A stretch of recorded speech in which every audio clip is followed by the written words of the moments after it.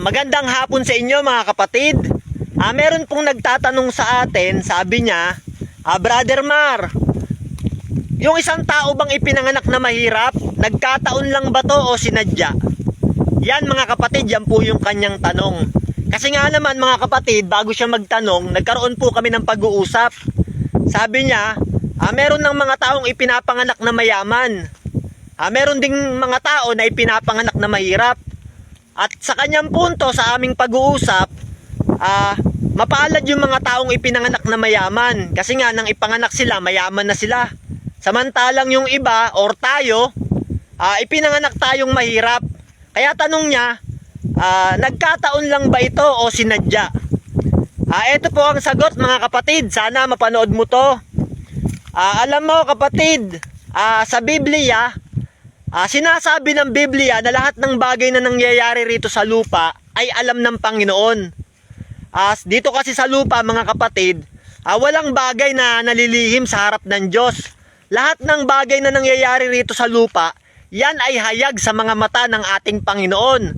Kahit tumago ka sa dilim, sabi sa aklat ng 139, ang kadiliman ay liwanag sa Panginoon. Kahit pumunta ka sa dulo ng dagat, naroon ang Panginoon. Yung mga mata kasi ng Panginoon, kahit sa ang bawat dako ng lupa, nandyan ang mata ng ating Panginoon.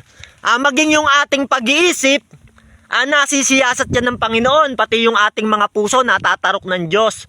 Sabi sa Jeremias ng 17 ng Gis, sabi diyan ng ating Panginoon, akong Panginoon ang sumisiyasat ng mga pag-iisip, aking tinatarok ang lahat na puso.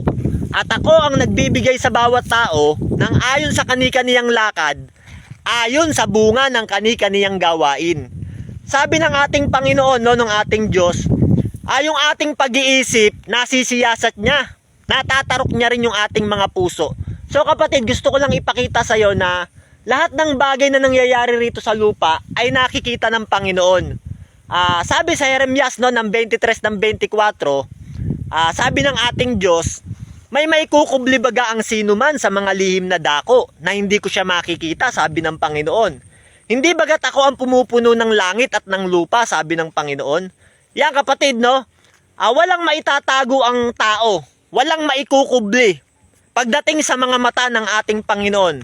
Kahit yung loob na bahagi ng ating sangkap, nung tayo'y nasa sinapupunan pa lang ng ating mga magulang, nakita na yan ng Panginoon. Wala tayong maitatago sa harap ng Diyos. Kaya nung tayo ay ilagay ng Diyos, nung tayo ay kanyang lalangin, at yung espiritu natin ay inilagay sa isang sanggol, na ginawa ng Panginoon sa sinapupunan ng ating ina, alam na yan ng Diyos kapatid. Kaya kung inilagay tayo sa isang mahirap na magulang, sinadya yun ng Panginoon, ipapanganak tayo mahirap. Kung inilagay tayo ng Diyos sa isang katawan na magiging anak ng isang mayaman, sinadya yun ng Panginoon. Ang Diyos ang nagdidesisyon ng lahat ng mga bagay. At kung ipinanganak man tayong mahirap, mga kapatid, wala tayong karapatang magreklamo sa Diyos. Kasi sabi ni Apostol Pablo, hindi pwedeng magreklamo ang palayok sa manggagawa ng palayok. Kaya kung ipanganak tayong mahirap, importante na buhay tayo kapatid. Wag nating questionin ang Panginoon. Kung ipinanganak tayong mayaman, salamat din sa Panginoon.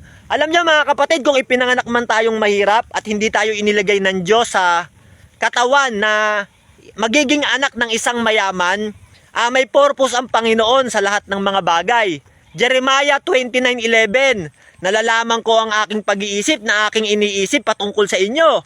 Ito'y patungkol sa kapayapaan at hindi patungkol sa kasamaan, upang magkaroon kayo ng pag-asa sa inyong huling wakas. Yan kapatid, alam ng Diyos yung kanyang iniisip para sa atin. Lahat ng plano ng Diyos ay mabuti para sa tao.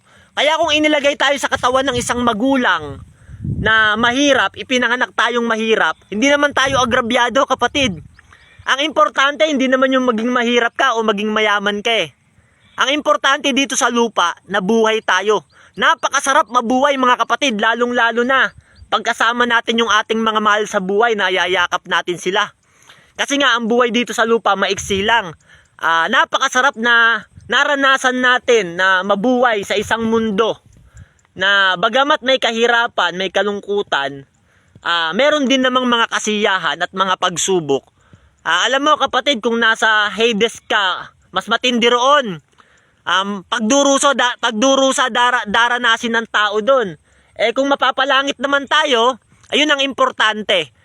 Nilalang tayo ng Diyos hindi para sa kayamanan, kundi para magkaroon ng buhay na walang hanggan at sumampalataya kay Kristo at sumunod sa kanyang mga utos, mga kapatid, at sa kanyang kalooban ng ating Diyos Ama at ng ating Panginoong Jesucristo. Alam mo kapatid, eto pang may alam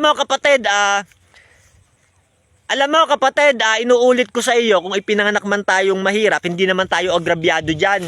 Kasi nga kahit mahirap tayong ipinanganak, may kakayahan pa rin naman ang Diyos na payamanin tayo. Kung kalooban niya talaga na ibigay sa atin at nararapat at nakikita niyang para sa atin na talaga. Sabi sa unang Samuel ng 2:7, ganito ang ating mababasa. Ang Panginoon ay nagpapadukha at nagpapayaman. Siya ang nagpapababa, siya rin ang nagpapataas. Sabi ng Biblia, no? Ang Panginoon ang nagpapadukha, siya rin ang nagpapayaman. Siya ang nagbababa, siya rin ang nagtataas. Ayan kapatid, hindi tayo agrabyado kahit pinanganak tayong mahirap. Kasi nga, kung gusto ng Diyos na payamanin tayo, siya ang nagpapayaman, siya rin ang nagpapadukha. Kung mayaman man tayo, pinanganak tayong mayaman, nakita naman ng Diyos na hindi tayo karapat-dapat doon. Sabi ng Biblia sa unang Samuel ng 2:7, siya ang nagbababa. Kapatid, kahit mayaman tayo, pwede rin tayong ibaba ng Diyos. Siya rin naman ang nagtataas. Kaya kung ipinanganak tayong mahirap, hindi tayo agrabyado dyan. Importante na buhay tayo. At may pag-asa tayo sa mga pangarap natin. Yan ay sa biyaya ng Panginoon. Kung gusto mong maabot yung iyong pangarap, kapatid, madali lang yan. Awit ng 37, ito sabi ng Biblia, ng versikulo 4. Sabi diyan, magpakaligaya ka sa Panginoon mong Diyos at bibigyan ka niya ng nasa ng iyong puso. Kung nasa talaga ng puso mo na yumaman, magkaroon ng magandang buhay pati ang iyong pamilya, merong kondisyon ng ating Panginoon. Sabi niya, magpakaligaya ka sa Panginoon mong Diyos. Ibibigay niya ang nasa ng iyong puso. So paanong paraan ka magpapakaligaya sa Panginoon? Gawin mo yung kanyang kalooban, sundin mo yung mga utos niya, mabuhay ka ng may kabutihan. Mahalin mo ang iyong kapwa na gaya ng pagmamahal mo sa iyong sarili. Kahit mahirap, kahit hindi tayo perpekto, kahit nagkakamali, pilitin natin na sundin o gawin yung kalooban ng Diyos. Kahit hindi tayo perpekto at di natin kayang gawin, pilitin, kapatid. Salamat sa inyo mga kapatid.